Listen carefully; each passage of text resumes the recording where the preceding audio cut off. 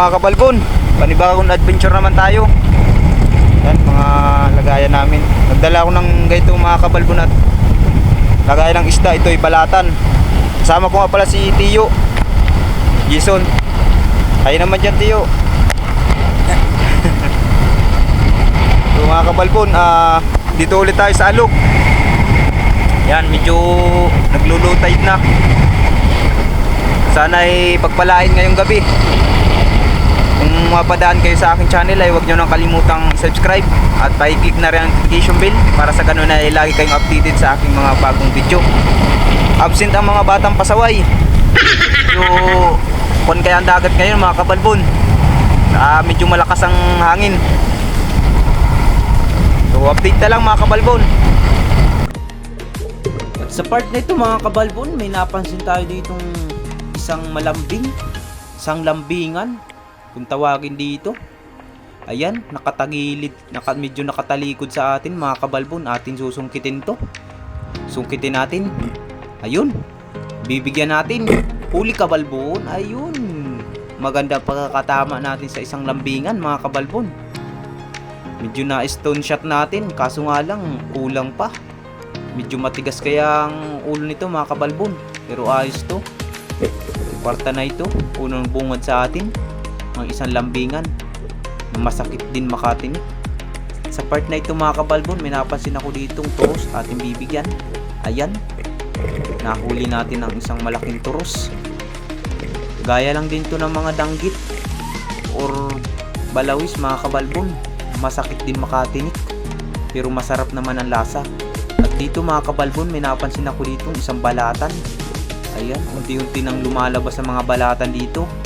Ang ganito nga pala mga kabalbon, ang tawag dito sa amin, gadul. 10 ang isa. At dito mga kabalbon, may napansin pa rin akong isang gadul. 10 din to mga kabalbon. Ayos to. 2 10 na, 20 na mga kabalbon. May napansin rin ako ditong bahay ng Nemo mga kabalbon. Ayan, sobrang cute. Ayan, may mga alaga na. Medyo malalaki na yung Nemo. Ayan. Sa part na ito mga kabalbon, may napansin ako ditong isang turos ating bibigyan. Ayan. Ayan, malaki na rin to mga kabalbon, turos. Ang masarap na luto lang dito mga kabalbon na gustuhan ko, gata. Ayan, sulit. Tapos ganga mga kabalbon.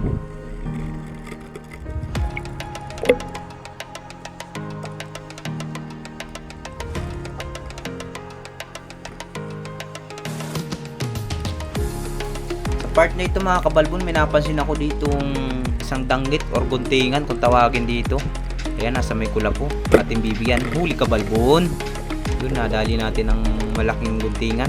Ayan, bali yung isa mga kabalbon hindi ko nabidyohan, gawa ng paalis na kaya yung isda. At sa part na ito mga kabalbon, may napansin ako dito isang balatan na naman, gadul. Ayos to, maraming labas ngayon ng balatan mga kabalbon, gawa yata ng medyo malakas ang dagat at sobrang maaluyo ang tubig at sobrang lakas din ng current. Ito, turos na naman. Ayan, nabigyan natin siya. Maturos sa spot na ito mga kabalbon. Sa part na ito mga kabalbon, mayroong bukawing. Ay, nawala. Kaso may napansin ako dito mga kabalbon, sa may kula po dito. Ating lalapitan kung ano nga ba ito. Tingin ko mga kabalbon, isda.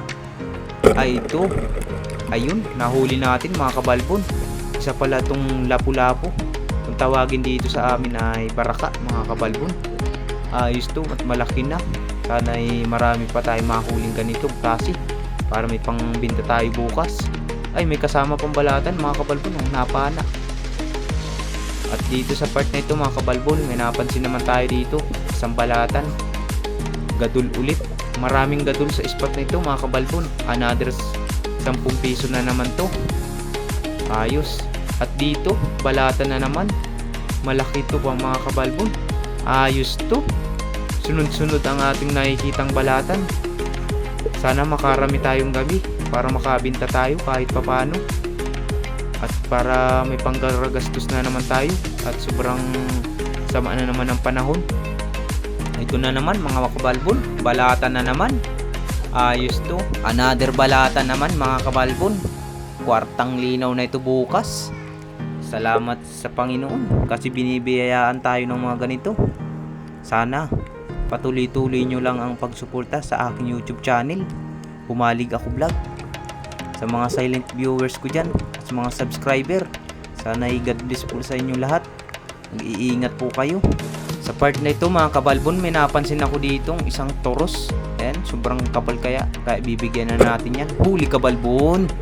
Ayun, sobrang kapal kaya ng kula po dito mga kabalbon. Talagang kailangan maliwanag ang spot at yung mata. Tatalasan mong mata para mapansin ang mga isda dito. At dito sa part na ito mga kabalbon, may napansin na naman ako dito, isang turos. Ating bibigyan yan.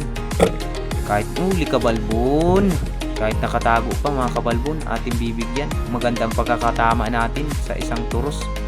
Na stone shot natin. Ayan, umikot-ikot. Ayos to. Sana marami pa.